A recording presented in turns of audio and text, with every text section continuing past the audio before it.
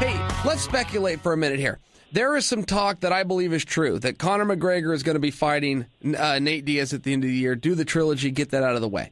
Let's say that does happen. Let's say it's Conor versus Nate. That's going to be for the title. Now, those guys want to fight over a grudge.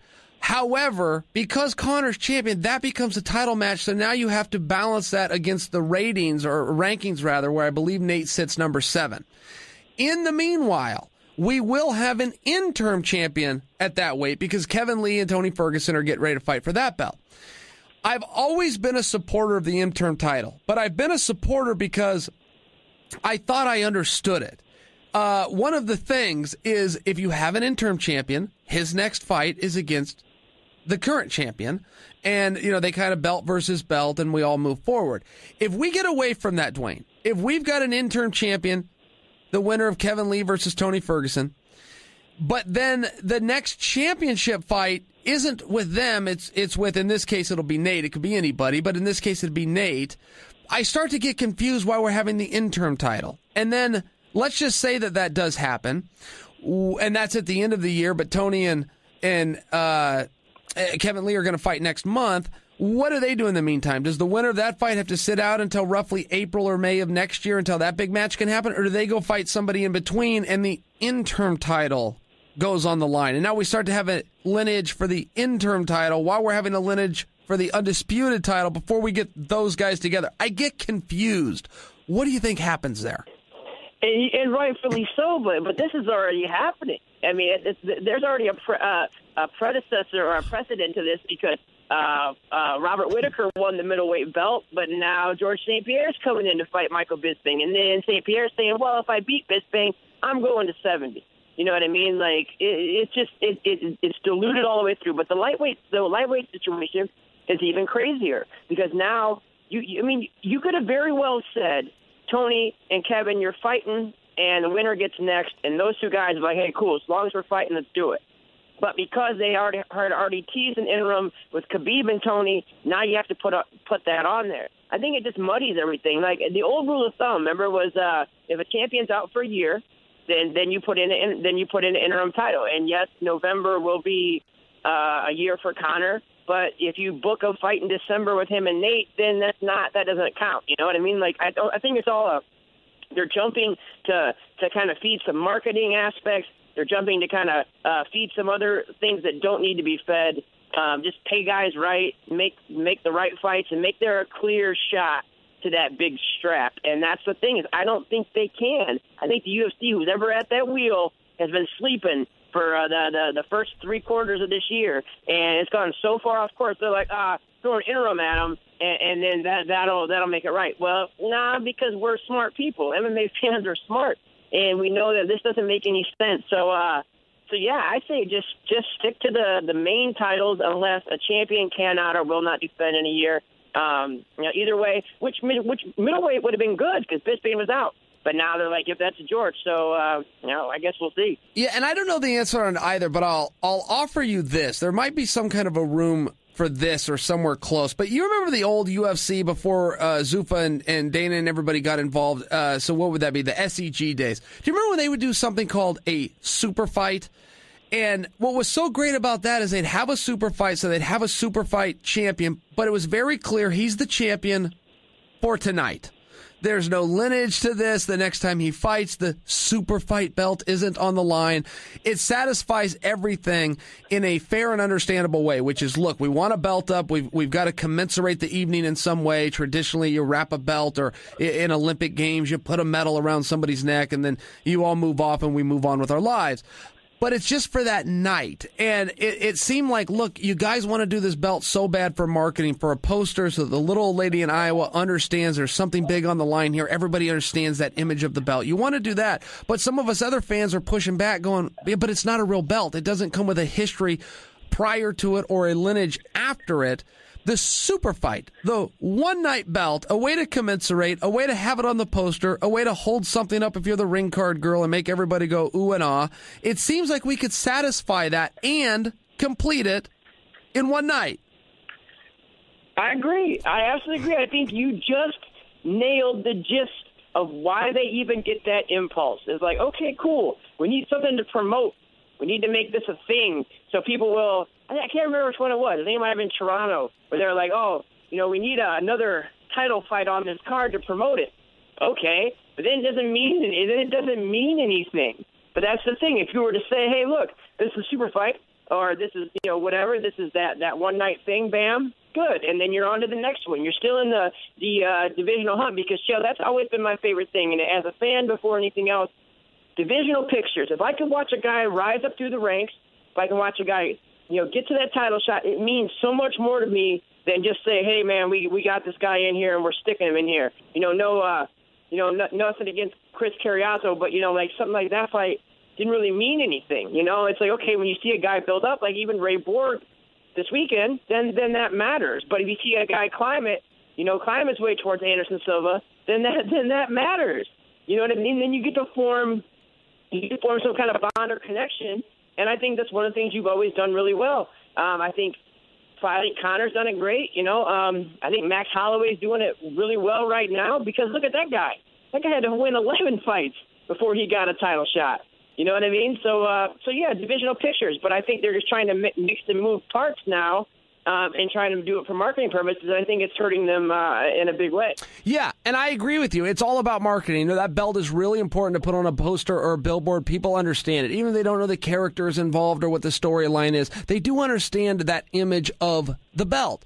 So then you get us, that are so close to the trees that we really understand it better. It's not just a forest issue. And then we start to get a little bit annoyed and go, well, I can't really follow this. I don't know what it's about. It just seems like we could satisfy everything, which is your intention and protecting lineage by making it a super fight, by just going back to what SEG did. It's a super fight, and it's going to happen to come with a belt by the end, just so we can commensurate the evening and send everybody to the locker rooms before we fade to black, roll the credit, and empty out the arenas. It just seems like maybe that's the better way to go, instead of confusing us. And confusion has actually led to anger. People that are understanding the interim are actually getting pissed off about the interim. And that includes the fighters. They're all of a sudden going, hey, you're watering this down. Let's just call it for what it is. We want this on a poster. Let's make it a super. I really think we might be solving something here if we just go back to the super fight. I do too, but you and I are intelligent men in a wild sport, so I don't know if anybody ever listens, but they should. Yeah, and the belt is relevant, and most people never think of it this way, but throughout history, and I'm going way back in time, but it was very important that your village or your tribe had a very good fighter, or two fighters, or three fighters, because if they didn't, when somebody came in, and people always came in, it would mean your life or your actual property, your real estate. You were fighting for real things. You were fighting for life back then. Now, we don't fight for your life. If a fighter loses, he loses some prestige and maybe a little bit of money. So because life and land is no longer on the line, we have to have something. We have to have something we're fighting over. So we created this belt, and it worked. People understood it, they respected it, and fighters were willing to sacrifice everything, put their lives on hold to be in the gym, live a tough lifestyle to try to win that belt.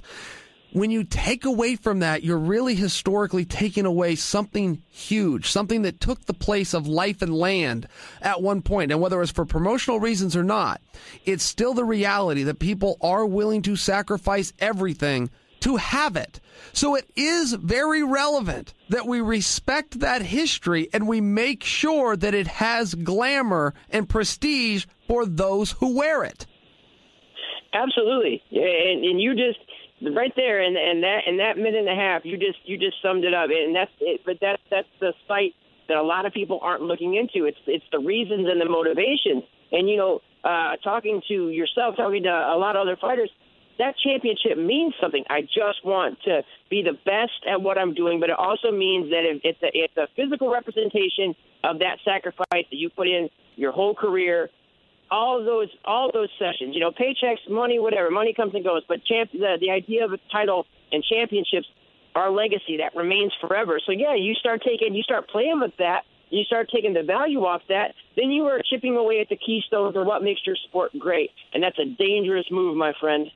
Yeah, it really is. And everybody's intention is from the right spot. If you're the corporation in this case, yeah, you just want people to watch. You want to market it right. You want to do your job there, make sure business moves forward. The intentions are very good. And then the fighters' intentions are very good. And the fans supporting it are very good. But if we could just sit down and write a few bullet lines out. I love what you said earlier about historically, if a champion became what we know as a closet champion, and it didn't matter the reason, whether he was hurt, unwilling, whatever the case, if he sat for 12 months, they could vacate the title, they could interim the title, they could strip him of the title, but that was the rule. It had to be 12 months. And not only did Don King in boxing follow that, followed by Bob Arum and all the other leaders of boxing, Vince McMahon even followed that. But it had to be 12 months. Regardless of reason, if we went 12 months undefeated, you were then known as a closet champion. And what they did with your belt between vacate, strip, or do an interim as they do now was all up for grabs. But now it's just so confusing. Like, I'm on the side of the company. I want to go out and promote it and explain it to people, but I'm lost. You haven't given me the tools to do that, particularly when you bring up the GSP situation. So we've got a healthy and ready Whitaker. We've got a healthy and ready Bisping. We have to put them together. We have to. Or we have to acknowledge that the interim title doesn't mean anything. And I want it to mean something. I want it to mean something for Robert Whitaker. But I'm really left without an argument. I'm left without the rhetorical skills to defend that it does in fact mean something when you're going to insert a GSP. I like the GSP Bisping fight. But then I am left with the reality of, but we've got a healthy and ready interim champion. So perhaps he's the one that needs stripped. Perhaps we have to fix that and just wait till he's ready for the rightful championship match.